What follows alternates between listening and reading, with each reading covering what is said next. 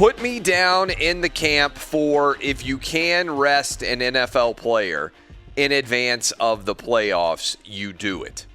That means if I were Mike Tomlin in charge of the Pittsburgh Steelers, I am resting my team just like he is doing. And I wouldn't just be resting Ben Roethlisberger either. I would be resting every single player I can to ensure that my starters are healthy for the game in the playoffs next week as opposed to the game this weekend against the Cleveland Browns. That means if you're a Browns fan, you should be able to cruise into the playoffs. You should be able to beat Mason Rudolph. Myles Garrett and Mason Rudolph could have another big confrontation at some point because I would leave Mason Rudolph in for the whole game, and I would leave Myles Garrett in as long as this game were remotely in close proximity. If I were the head coach of the Buffalo Bills, I'm going to take my guys out. Josh Allen, Stephon Diggs, all of my guys that matter in a big way. There's no point whatsoever in them playing in this game against the Miami Dolphins. I want all of my guys to be 100% healthy for the start of the season, the postseason. And I don't want to worry at all about any of them suddenly getting injured in this process. In fact, I would be tempted even to not even have a lot of these guys travel because in the COVID era, why even put them on an airplane and put them in a hotel? Because I think that is the one danger zone that is hanging around out there that isn't getting a lot of discussion right now, which is what happens when one of these quarterbacks tests positive for COVID, feels 100% fine, and suddenly isn't able to play in the postseason. Because it's a possibility it could happen. I think we need to give a ton of credit to the NFL. I don't think there are very many people out there who anticipated that the NFL would finish its season on time and that every team would play 16 games.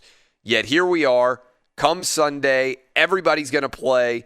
Everybody's going to play on schedule. All of the different moving parts that they had to put into play in order to make things work are going to be successful. Wildly unexpected that the NFL, outside of a bubble, go back and read everything that's been written about this NFL season, all the Corona bros who told you this was impossible. The NFL has found a way to do it. But now comes the real danger zone. Sunday's games happen. 18 teams are done. All the players are no longer having to go to the facility. All the testing is over. By next year, by next August, by next July, when everybody reports to training camp in the NFL, I think everything will be back to 100% normal. I really do. Everybody will be vaccinated. This COVID story will disappear. So 18 teams are about to be done. But what about the 14 teams that are advancing?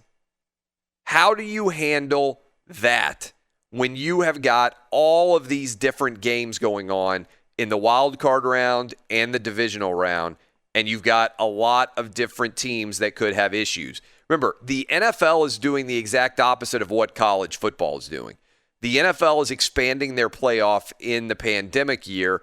College football considered it and said, you know what, it's easier for us to play 4 teams instead of playing with 8, because if we have any COVID issues, it's really going to be a monster of a problem for us.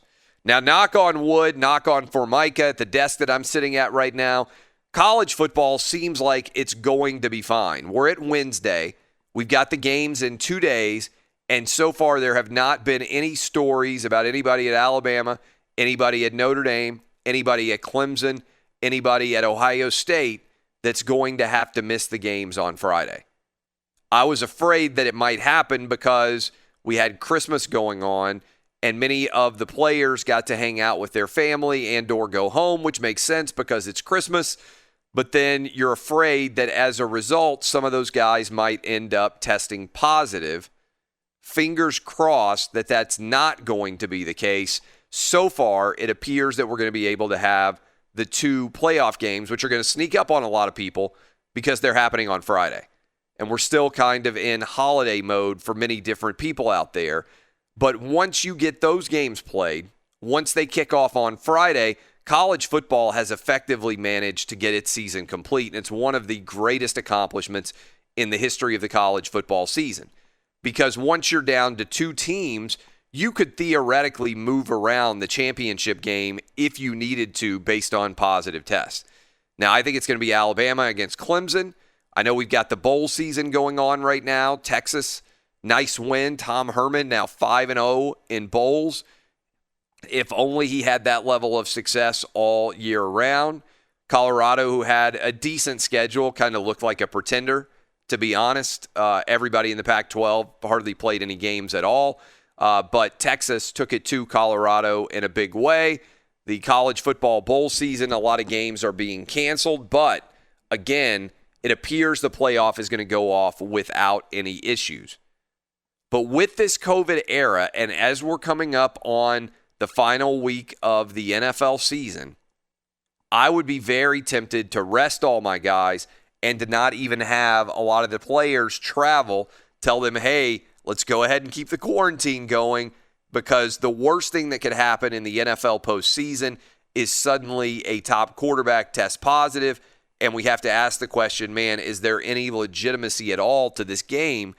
Because imagine if suddenly, like, it's one thing when the Denver Broncos, who aren't going to be a postseason team, have an issue with everybody's health at the quarterback position and basically play a sham game. And everybody out there recognizes the Saints won with ease because the Broncos are having to start a quarterback who is otherwise a wide receiver on their practice squad. Imagine that happens in the postseason. Imagine that suddenly in the divisional round of the playoff, Aaron Rodgers or Patrick Mahomes aren't able to go. Imagine that the Bucs, who haven't made the postseason in forever, suddenly Tom Brady tests positive as they get ready to play against the NFC East champ, and champ is in quotation marks. All of this is a potential danger zone for the NFL as they move into the postseason, but I do think the NFL deserves a lot of credit for figuring out a way to get their season complete. Now, within the context of the NFL postseason, we're talking about a lot of different moving parts here as we come into the final week of the season. And what I mean by that is you look at what could happen in the playoff picture, and I mentioned that I would rest everybody if, for instance, I'm Buffalo or Pittsburgh. I don't think it makes much of a difference about whether I'm the 2 seed or I'm the 3 seed. With the absence of fans, the big advantage in home field is going to be weather, which is going to be the most dominant, I think, aspect of Green Bay, and why I think Green Bay should be the biggest favorite. But Kansas City Chiefs, rest everybody. You're locked into the number 1 seed.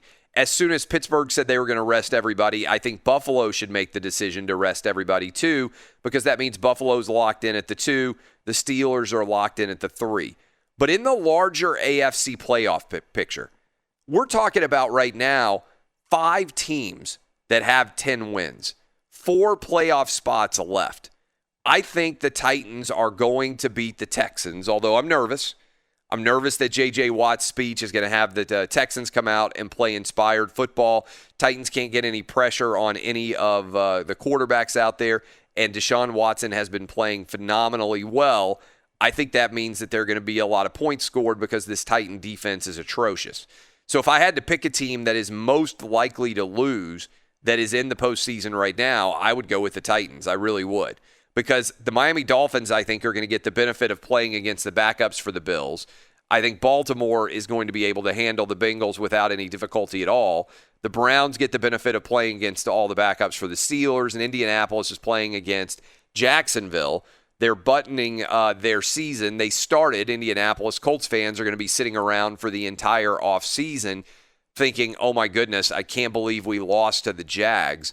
We were the only team to lose to the Jags. If we had just beaten Jacksonville in week 1, we would be in the postseason. Otherwise, I think that Indianapolis is going to be left out of the playoffs, even though they are likely to go 11-5, and even though we have expanded the playoffs in the AFC and the NFC to have 7 different teams, I think we're going to have an 11-win team on the outside looking in, like happened with Matt Castle's Patriots years and years ago when the Patriots went 11-5 and missed the playoffs. I think the Colts are going to be the team that's left out in the AFC. What about the NFC? Green Bay rolling towards home field advantage. I think it matters a lot because you got a team that's indoors in the Dome and the Saints. Seahawks don't play in frigid cold weather conditions. Who knows who's going to win the NFC East? I actually think it's going to be Washington as long as you can get Alex Smith back to play. The Bucs are locked in effectively, I believe, at that number 5 spot. If they win that number 5 spot and roll into the postseason, I think they will beat the NFC East champ and be into the Final Four. We'll see exactly where they would be seated. The Rams are dealing with all sorts of issues health-wise. Cooper Kupp now has an issue. We know what's going on with Jared Goff's thumb. There's a lot of drama associated there. And then the battle for the final playoff spot, the Bears, who are in a tough spot going up against the Green Bay Packers, who want to ensure that they are going to be the overall number 1 seed. I think the Bears will lose that game. And then Arizona with issues potentially with Kyler Murray's health going on the road against the Rams. The Rams have lost a couple of games in a row, aren't looking good. Who knows exactly how all of that is going to end. But again, big takeaway, rest your starters if you can, if you've already got a playoff spot locked and loaded.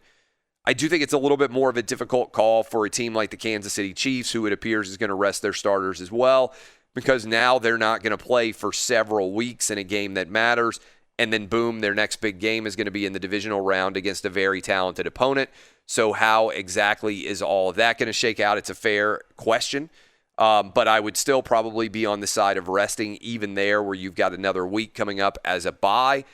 But the NFL, I believe, as well as college football, big takeaway here, the NFL has managed to complete their regular season. A lot of people said that was impossible, yet here they are, big-time performance by the NFL to get their regular season in. Now the risk factor becomes, will people test positive in the postseason, in particular in the wild card round or in the divisional round, where it would be difficult to move games around hardly at all because of all the moving parts with all the different teams involved, 14 teams involved in the postseason in the wild card weekend.